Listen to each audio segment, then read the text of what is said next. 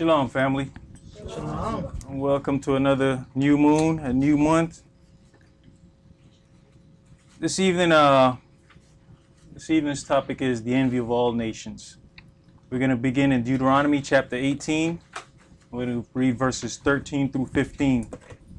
The envy of all nations.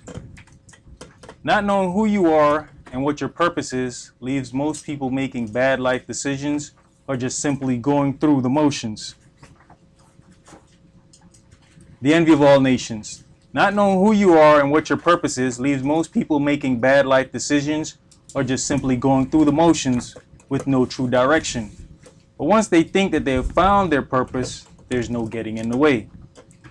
On our journey to righteousness, we all tend to ask the same question: what does Yahweh want me to do? You know, we all go back and forth, and the thing about it is, we don't have one specific thing that Yahweh wants from us. Today he'll use you for one thing, tomorrow he'll have you doing something else. We have to have the ability to be able to be flexible. Some of us get into this thing of, well, this is my job and this is all I want to do. When you're working for Yahweh, it's a need to know basis, and when he tell you what you need to do, that's what you need to do. Deuteronomy chapter 18. And we're going to read verses 13 through 15. And once again, this class is called The Envy of All Nations.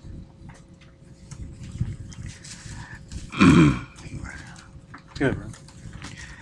You shall be perfect with Yahweh your Elohim.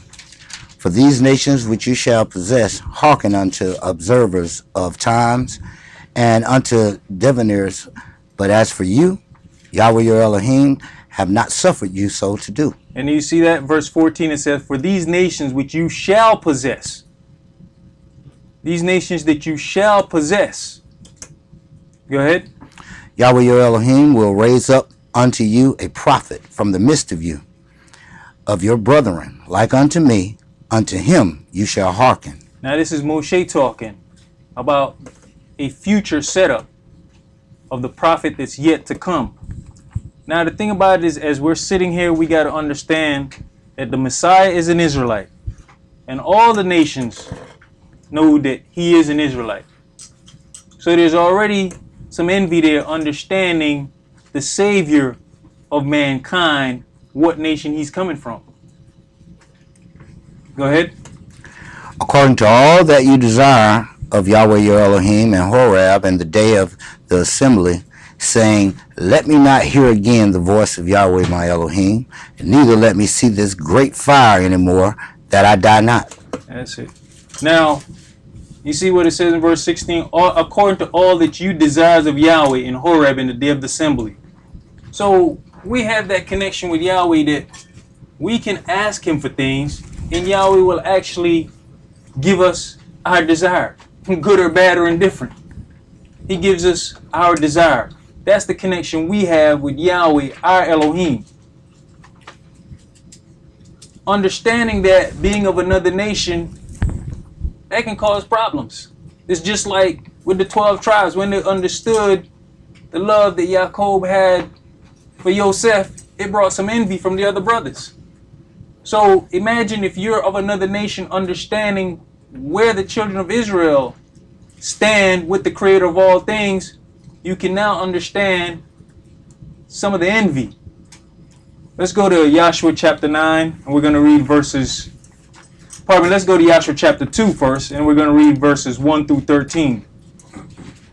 That's Joshua chapter 2, verses 1 through 13.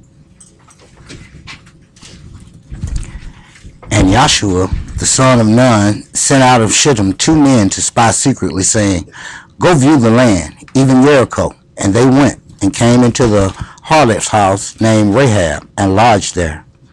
And it was told the king of Jericho, saying, behold, there came men in hither tonight of the children of Israel to search out the country. And the king of Jericho sent unto Rahab, saying, bring forth the men that are come to you, which are entered into thine house, for you have come to search out all the country. And the woman took the 2 men and hid them, and said thus, there came men unto me, but I was not whence they were. And it came to pass about the time of shutting of the gate, when it was dark, that the men went out. Whether the men went, I know not. Pursue after them quickly, for you shall overtake them. But she had brought them up to the roof of the house, and hid them with the stalks of flax, which she had laid in the order upon the roof. Now, you see here that she took them to the roof. In this day and age, with our houses, the way our houses are built, you ain't taking nobody to the roof. They would see them in an instant, because more than likely they'd be coming tumbling down off the roof. Go ahead. And the men pursued after the way of Jordan unto the fords. And as soon as they which pursued after them were gone out, they shut the gate. And before they were laid down, she came up unto them upon the roof. And she said unto the men, I know that Yahweh hath given you the land, and that your terror is fallen upon us, and that all the inhabitants of the land faint because of you. Now she says she knows that Yahweh has given the Israelites the land. So now you understand why the king said, bring those men to us. Because they already understand what is about to happen. They already understand where the children of Israel stand. She's saying, I know. So you trying to tell me the harlot knows and nobody else don't know? They understand what's going on. They understand who the nation of Israel are. They understand what kind of power they have with the creator of all things. Like she said, they faint because of you. There's a power that we have with our creator that everybody knows but us. Go ahead. For we have heard how Yahweh dried up the water of the Red Sea for you when you came out of Egypt, and what you did unto the two kings of the Amorites that were on the other side of Jordan, Sihon and Og, whom you utterly destroyed. So what she's running down here is history. First started out with Egypt. Then we heard about what happened with the two kings of the Amorites. And we heard about what happened with Sihon and Og. They're running down history. Our history that we know nothing about. Go ahead. And as soon as we had heard these things, our hearts did melt. Neither did there remain any more courage in any man because of you. For Yahweh your Elohim, he is Elohim in heaven above and in earth beneath. So that means they're afraid. We have no courage to go up against you. We're afraid of you guys. She said, hey man, I'm so afraid that I'm going to hide you guys. I'm not afraid of the king. I'm more afraid of you guys, and I know what's been set forth for your nation. Go ahead. Now therefore, I pray you, swear unto me by Yahweh, since I have showed you kindness, that you will also show kindness unto my father's house, and give me a true token, and that you will save alive my father and my mother and my brethren and my sisters and all that they have, and deliver our lives from death. That's it. Now, what does Yahweh himself says? I will bless those that bless you and curse those that curse you. So she understood some stuff. She understands what's going on. She understands who the children of Israel are. We're going to go to Joshua chapter 9, and we're going to read verses 3 through 6. Joshua chapter 9, verses 3 through 6.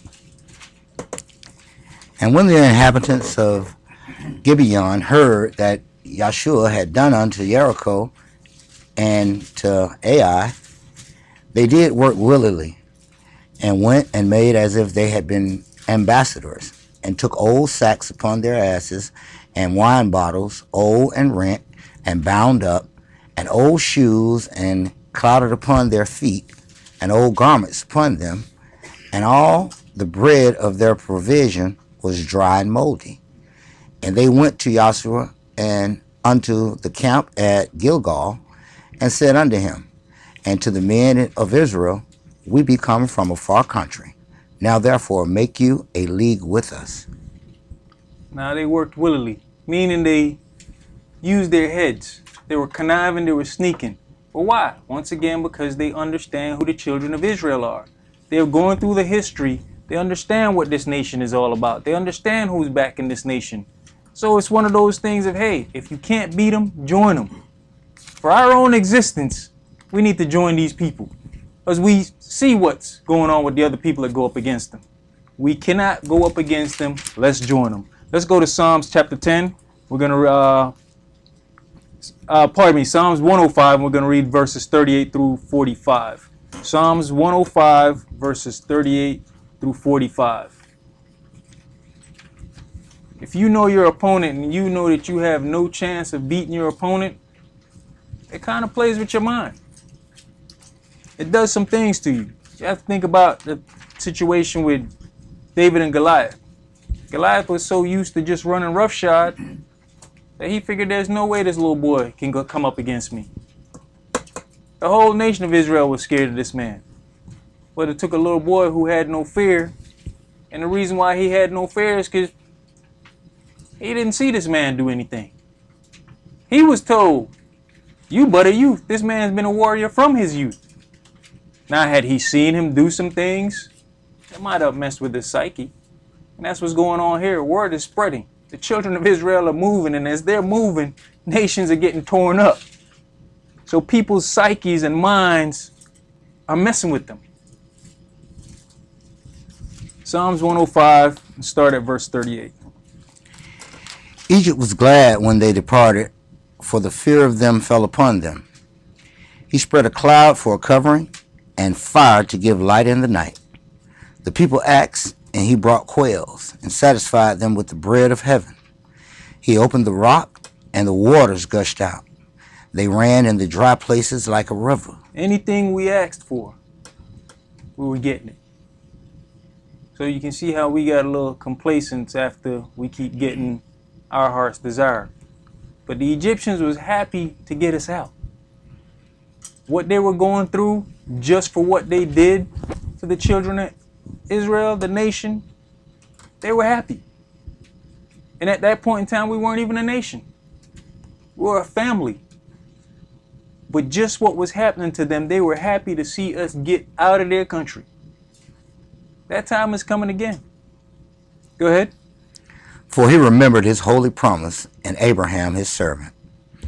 And he brought forth his people with joy, and his chosen with gladness, and gave them the lands of the heathen, and they inherited the labor of the people, that they might observe his statutes and keep his laws. Praise, hallelujah. Now, we've heard this before. Inheriting lands, inheriting houses that other people labored and built. We didn't work for those things. Those things was given to us. So you can see the trail that's being set as we're moving out of Egypt and moving through these other countries. To end up with things that you didn't labor for, somebody else built, somebody else put together, and you just come along and take it over, and they have no might in their hand against you, it starts to develop some stuff in people. Let's go to Ezekiel chapter 35, verses 1 through 15. The book of Ezekiel 35. We're going to read verses 1 through 15.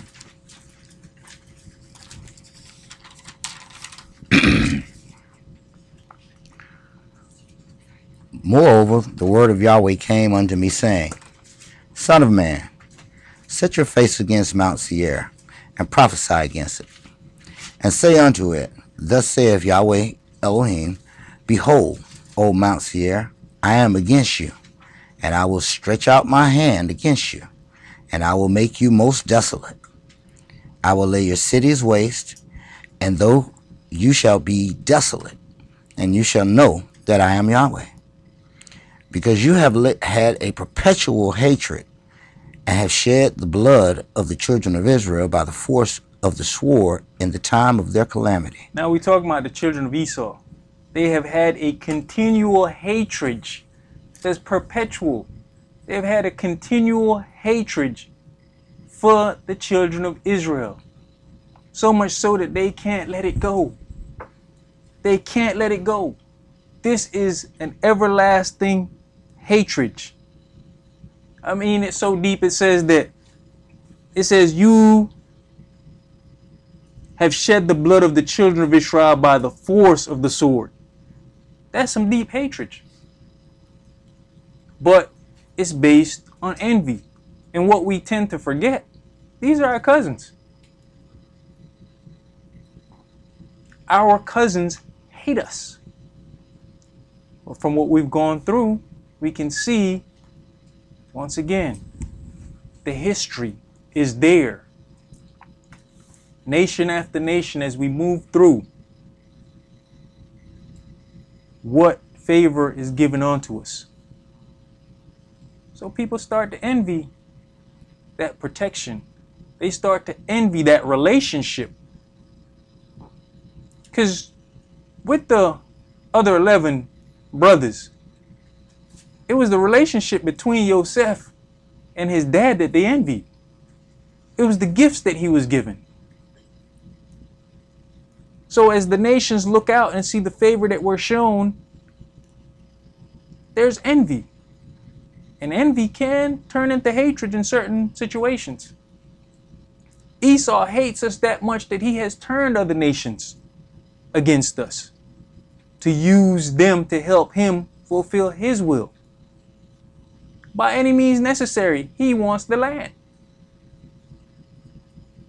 Go ahead. In the time that their iniquity had an end. Ezekiel chapter 35 and verse 6.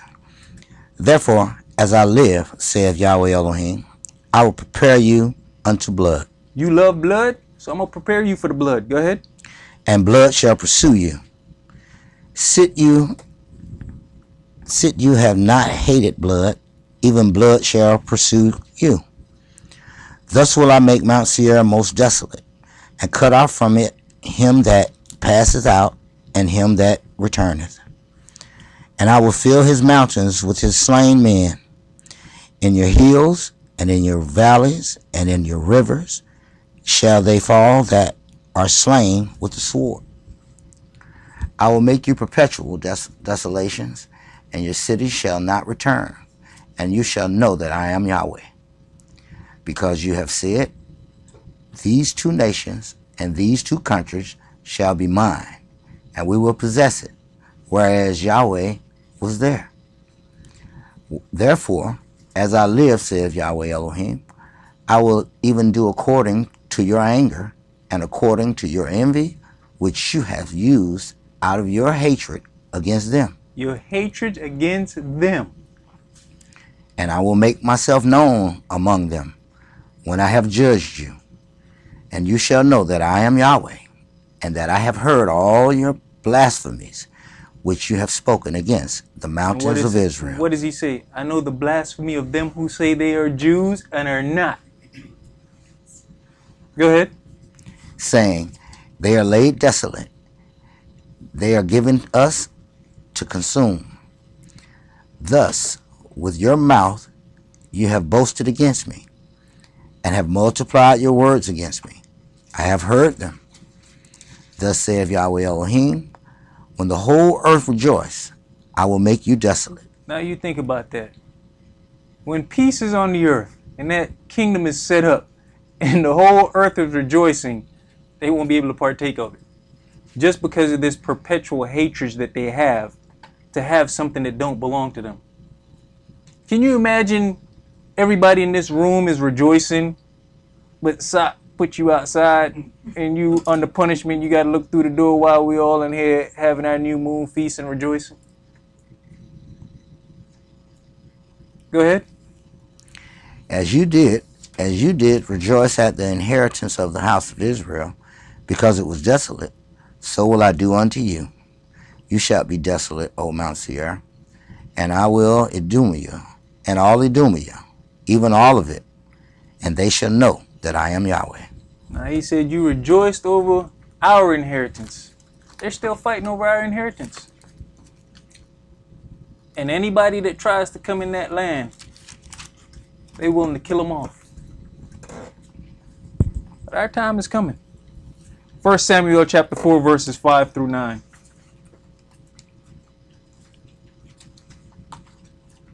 Well, they say he who laughs best. Right now we're in the stage of crime, but our time is coming. So let's go ahead and take it patiently. We did it to ourselves. 1 Samuel chapter 4.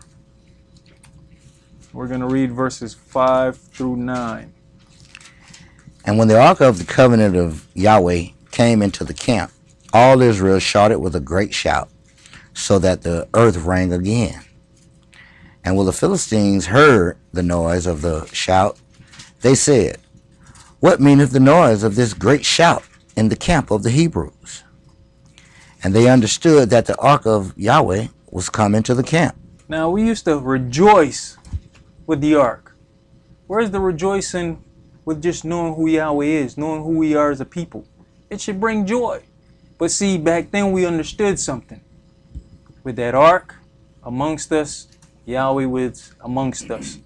It was our own disobedience that caused the ark to be removed from us, from in the midst of us. But Yahweh's still with us. We're in our punishment, but we still need to rejoice. Rejoice that we're alive. Rejoice that we're in the knowledge of who we are at this point in time. Brother Ephraim said it earlier. I'm glad I'm in the time that I am now and not back in the days when slavery was harsh. We have a lot to rejoice about. Go ahead. And the Philistines were afraid, for they said, Yahweh is coming to the camp. Now, even the Philistines had enough sense to know that when Yahweh's with us, nothing can be against us. Before the ark came, they weren't bold. But the minute they heard us rejoicing and the minute they understood that the ark of Yahweh was with us, they were afraid. Go ahead. And they said, Woe unto us. Woe unto us. Now we're in trouble. For there have not been such a thing heretofore. Woe unto us. Who shall deliver us out of the hand of these mighty God, mighty Elohims? Who gonna deliver us? Yahweh's in the camp. Who gonna deliver us?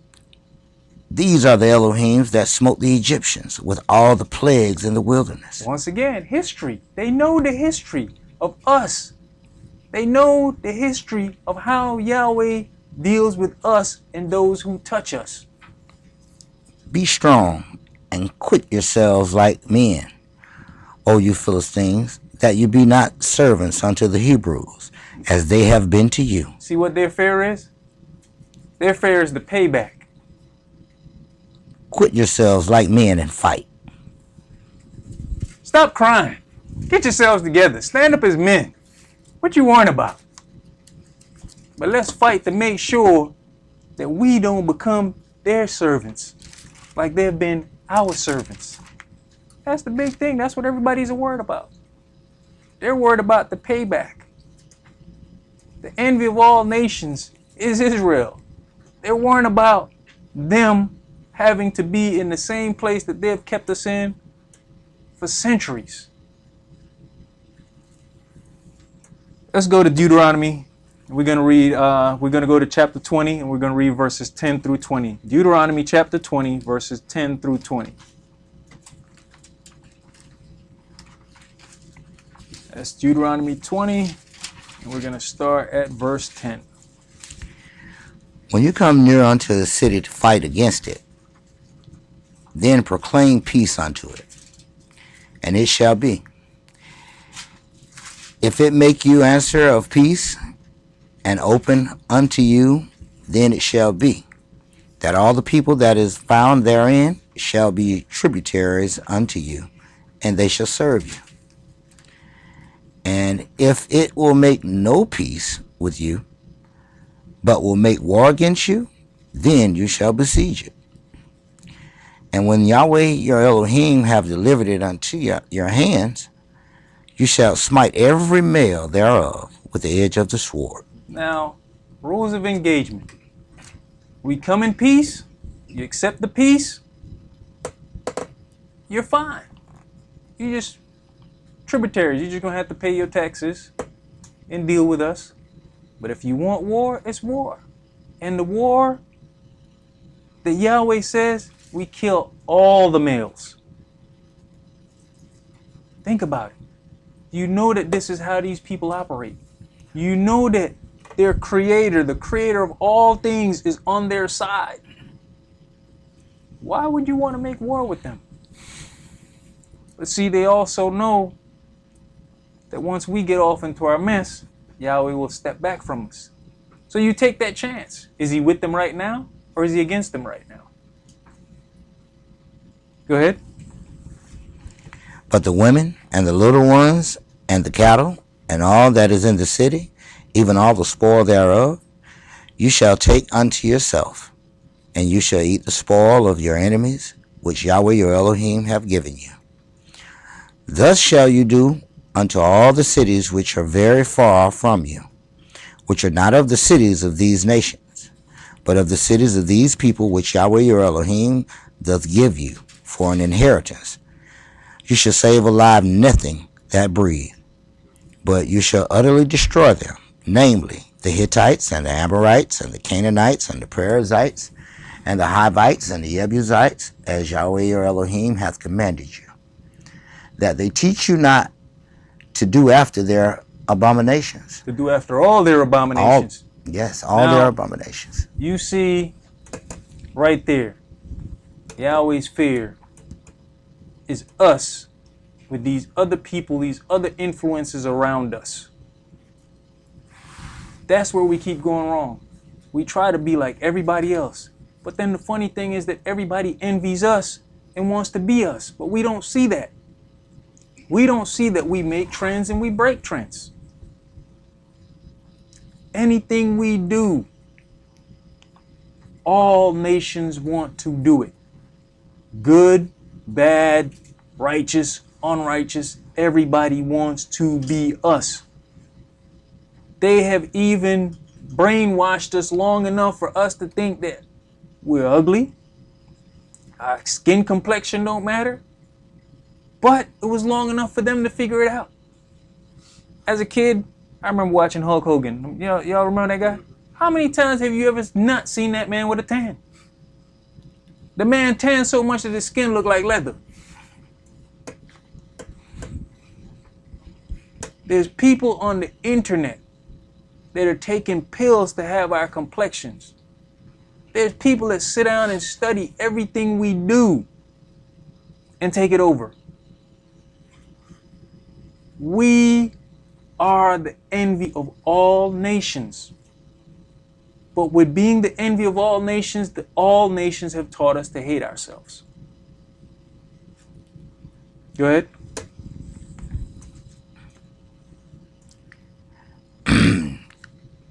Which they have done unto their gods, so should you sin against Yahweh your Elohim. Now that's interesting. It says that they teach you not to do after all their abominations, which they have done unto their gods. They commit abominations in front of their own gods. So that means they have no morals, they have no statutes, they have no way of operating. They just do whatever they want to do. They've got their own gods, but they still doing what Yahweh's saying would be abominations in front of their own gods. Just do it however you want to do it. Those are the things that we've been taught. Yahweh looked out on all these nations before he even built Israel up to be a nation, and looked and saw what everybody was doing and say, nope, you're not allowed to do that. Nope, you're not allowed to do it. No, you can't do it. We were set up to then turn around and teach these people righteousness. But with us, we got this love for everybody, but a great self-hate. We will accept everybody. We'll be with everybody.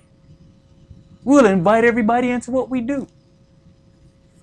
Nobody does the same for us. Most of those nations don't want us around. They want to be us, but they don't want us around. Go ahead. When you shall besiege a city a long time, and making war against it to take it, you shall not destroy the trees thereof by forcing an axe against them. For you may eat of them, and you shall not cut them down. For the tree of the field is, excuse me, for the tree of the field is man's life, to employ them in the siege. Only the trees which you knowest that they be not trees for meat, You shall destroy and cut them down, and you shall build bulwarks against the city that maketh war with you, until it be subdued. Now, that part was interesting to me. You cut down all these trees that are not meat for you. We got homes and we got all kinds of trees in our yard that don't benefit nothing. We ain't building bulwarks. We're not using it to build anything, but we have all these trees in our yards, and most of us have no fruit trees at all. Why? Following the nations. We got the pine trees and the Japanese maple and all these other stuff, and what does it benefit? We're not using it to build anything. The purpose of those type of trees that didn't have fruit was for you to use it to build stuff. But we got all this stuff decked out in our yard and no fruit trees. We've become just as foolish as the nations.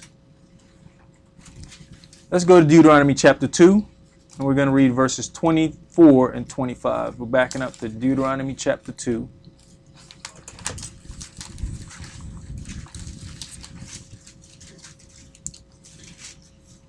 You know, I didn't even understand when I first moved into my house. There was a pine tree that they planted right at the corner of the house, right next to the house. And it bothered me so much that I cut it down. And then got into this word and understand it. Yahweh says, I don't want those groves anywhere near to my altar. But you think about it, you'll say, well, that's not his altar. But I'm a servant of Yahweh. I'm the priest of my household. So as a priest, that has no bearing around my house. It should not be there. I didn't know what it was, but I had this feeling I needed to get rid of it. I didn't like it. So when Yahweh moves you, you got to move. Like I said earlier, one day he might need you to do this over here. The next day he needs you to change and put in the gear to do this over here. When you move at your own pace, that's when you're going to find yourself in problems. Go ahead. Rise you up, take your journey, and pass over the river Ammon. Behold, I have given unto your hand Sihon the Amorite, king of Heshbon, and his land. Begin to possess it, and contend with him in battle. This day will I begin to put the dread of you and the fear of you upon the nations that are under the whole heaven, who shall hear report of you, and shall tremble, and be in anguish because of you. Now, here's what I was talking about earlier. Of people know who we are. We don't know who we are. Yahweh said, I will begin to put the dread of you and the fear of you upon the nations that are under the whole heaven. That means everybody knows who you are. Everybody knows who you are. The fear was instilled in Yahweh. We just don't understand why these people don't like us. And sometimes you don't like what you fear.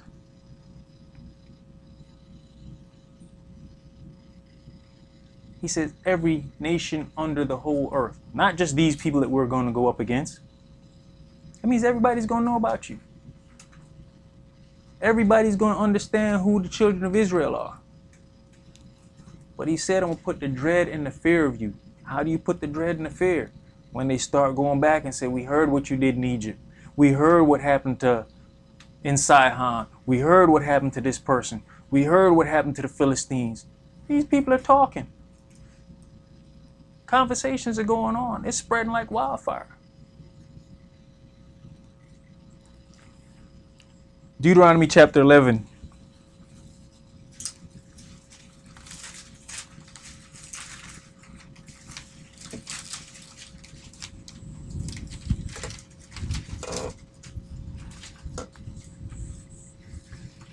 Deuteronomy chapter 11, we're going to start at verse 22.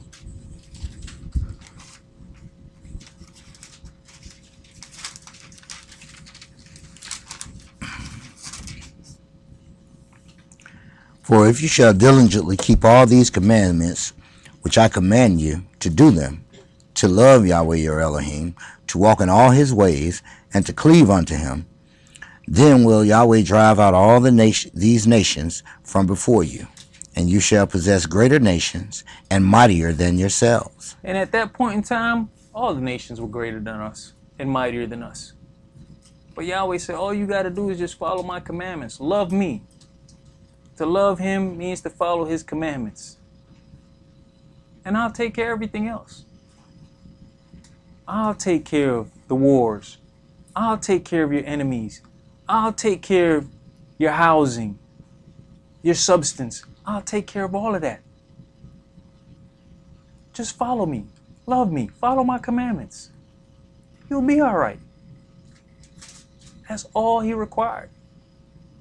We've got children, and we ask the same of our children. Just listen to me. I've got you. I'll take care of you. But in the end, as we look back when we were children ourselves, hey man, we thought our parents hated us at certain points in times. We all did. If you had a real parent that chastised you when it was necessary and let you know that you're not going to have your way. Some of the things I'm telling you is for your own better benefit. You don't see it now, but you will later. Yahweh gave us rules, house rules. This is how I need you to conduct yourself. Go ahead. Every place whereon the soles of your feet shall tread shall be yours from the wilderness. Every place that you put your foot will be yours. You just got to walk on it, and it's yours. But just do what I'm telling you. Nobody can stop you as long as you're doing what I'm telling you to do. Go ahead. And Lebanon, and from the river Euphrates, even unto the uttermost sea, shall your coast be. So now we can understand why we're just coming in to this truth. We're just starting to get an understanding, something that the nations already knew. It's in their best interest for us not to know the power that we have with Yahweh. It's in their best interest for us not to understand that all that they have can be ours. That was their fear. That was what they were afraid of. Anywhere you put your feet is yours if you want it. So you got to understand, they're not trying to teach us this. They already know what's in this book. They already understand who we are. They understand what they have to lose. So therefore, they're not trying to explain that to us. Let's go to 1 Chronicles chapter 16. First Chronicles chapter 16, and we're going to read verses 13 through 22. And another thing about the nations not explaining to us who we are, by not knowing who we are, and we continue not to follow Yahweh, it continues to keep us under the curse. While we're under the curse, it allows them to continue to enjoy what they have and continue to do what they're doing. But the minute that we start understanding and get back in a righteous place, they all know what they've got to lose. They know what they're going to end up losing. They already know the situation they're going to end up in. 1 Chronicles chapter 16, and start that at verse 13, please. O you seed of Israel, his servant, you children of Jacob, his chosen ones. He is Yahweh our Elohim. His judgments are in all the earth. Be you mindful always of his covenant, the word which he commanded to 1,000 generations, even of the covenant which he made with Abraham, and of his oath unto Isaac, and have confirmed the same to Jacob for a law, and to Israel for an everlasting covenant, saying unto you, will I give the land of Canaan, the lot of your inheritance. When you were but a few, even a few and strangers in it. And when they went from nation to nation, and from one kingdom to another people, he suffered no man to do them wrong. Yes, he reproved kings for their sakes. Now imagine that. This little family. You've got nations who've been established way before the nation of Israel. But wherever they went, whoever touched them, you talk about kings being reproved for making them suffer. And don't think it's just the king. The whole nation is suffering because of these people. People stand up and take notice of certain things. People start to realize that, wait a minute, every time we do something to these people, something happened to us. And Yahweh has told us what's yet to come. All those people who have had their hand in this slave trade, in our present suffering, are going to be repaid. These nations know this stuff. There's an envy of knowing what the children of Israel have. There's an envy in knowing their position with the Creator of all things. Did we finish that? No. 22. Verse 22. Saying, touch not my anointed, and do my prophets no harm. They were warned. Let's jump to 1 Chronicles chapter 17. And we're going to read verses 20 through 24.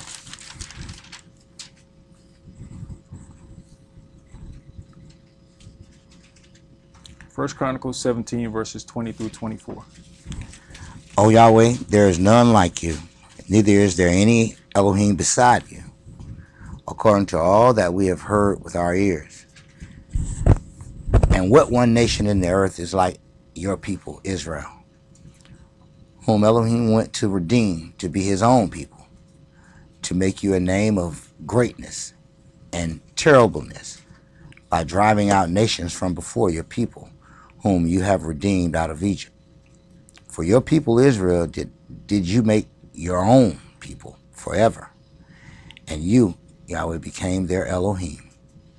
Therefore now, Yahweh, let the thing that you have spoken concerning your servant and concerning his house be established forever, and do as you have said. Let it even be established, that your name may be magnified forever, saying, Yahweh of hosts is the Elohim of Israel, even Elohim to Israel, and let the house of David, your servant, be established before you. Yahweh of hosts is the Elohim of Israel, even an Elohim to Israel.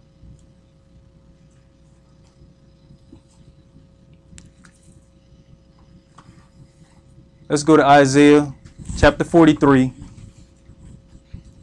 We're going to read verses 1 through 15. Isaiah chapter 43. And we're going to read verses 43. Pardon me. Isaiah 43, verses 1 through 15.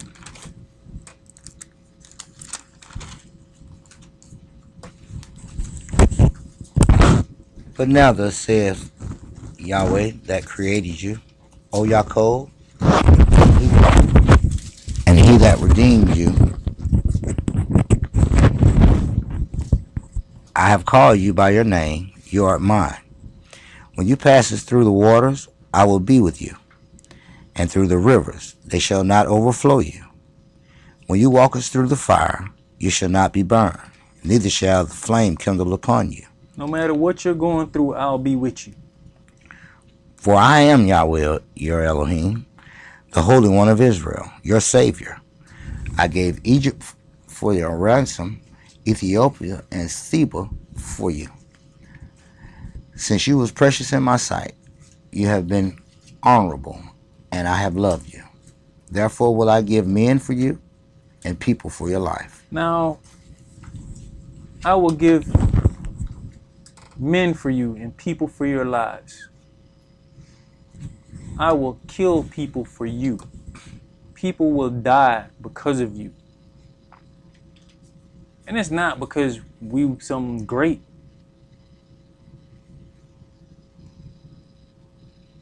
it's because of what they have done to you that these things are going to be done to them. I mean, we've always got to look at one thing from a parent's standpoint. I don't think there's any parent in this room that will not go all out if someone does something to one of their child or one of their children. You've got to look at him from the perspective of a parent, and we are what you would say that special child, the love child.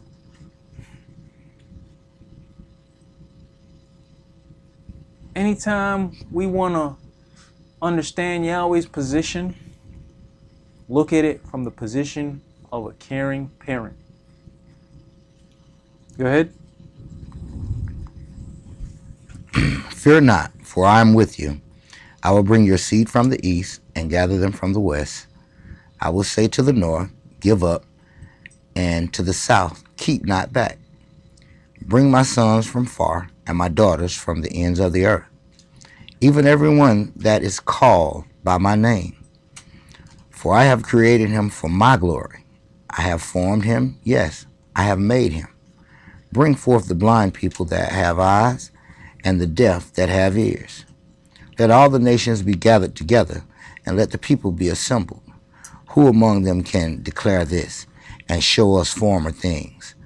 Let them bring forth their witnesses, that they may be justified, or let them hear and say, it is truth. Now, everything that he's saying right here in verse 9, we can go through this book from the back to the front,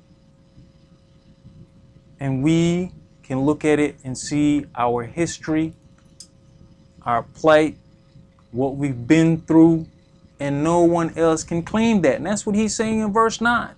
That all the nations be gathered together and let the people be assembled. Who among them can declare this? We always talk about Deuteronomy chapter 28.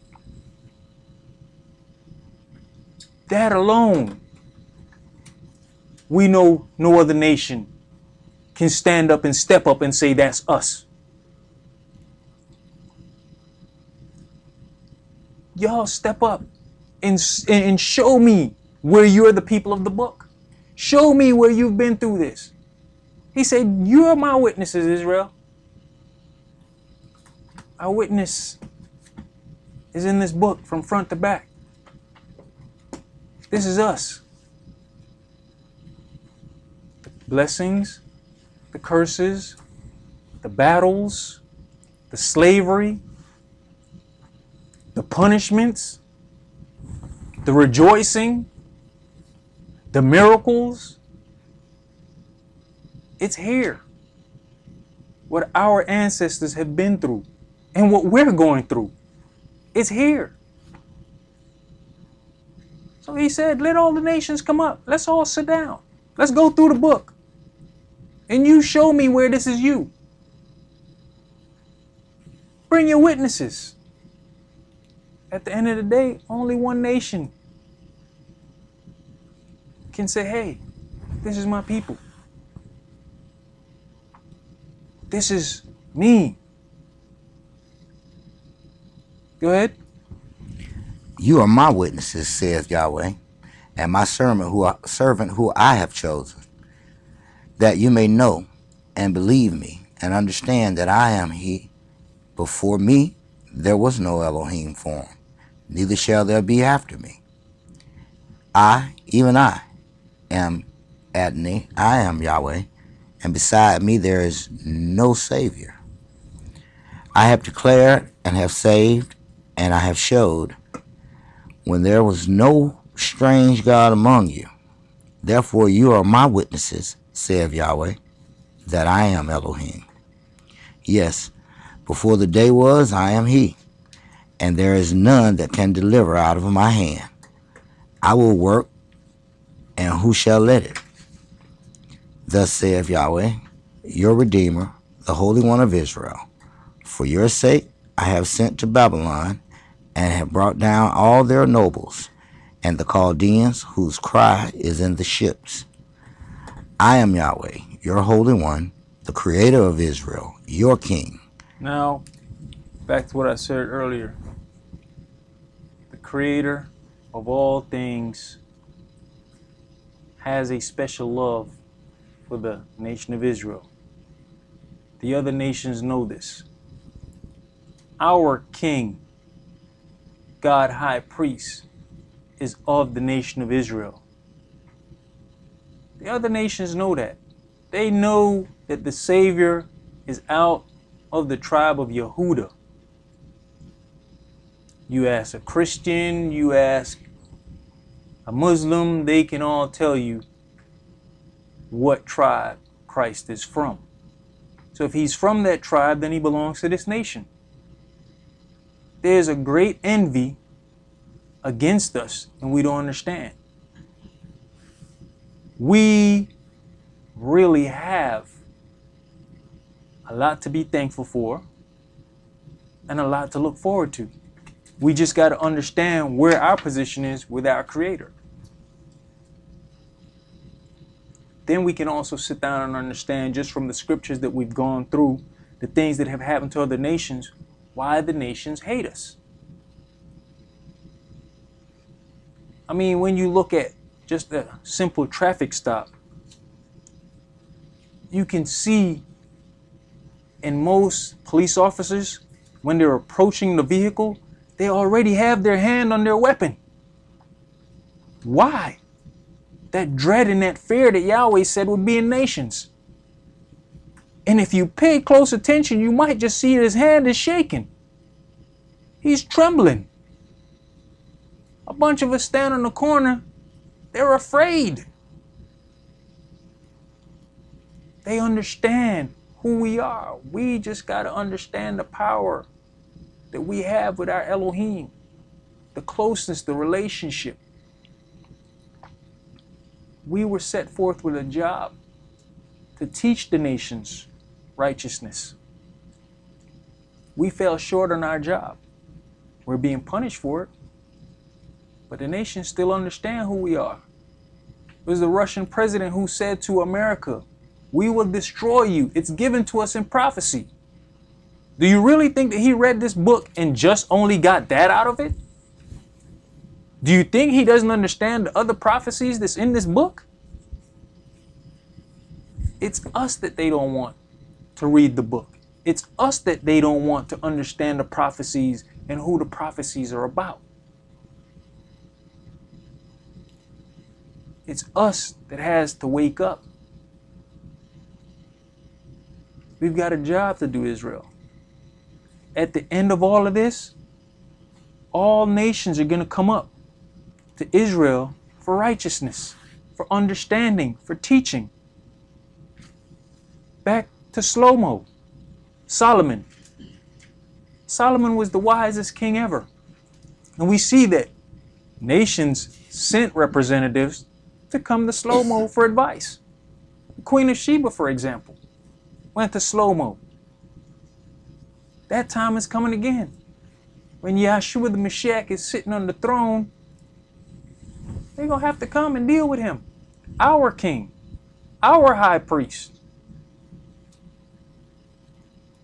So you got to understand the envy when they know the prophecies and what's coming. That's all we're going to do for this evening. Y'all enjoy your new moon. Shalom. Shalom.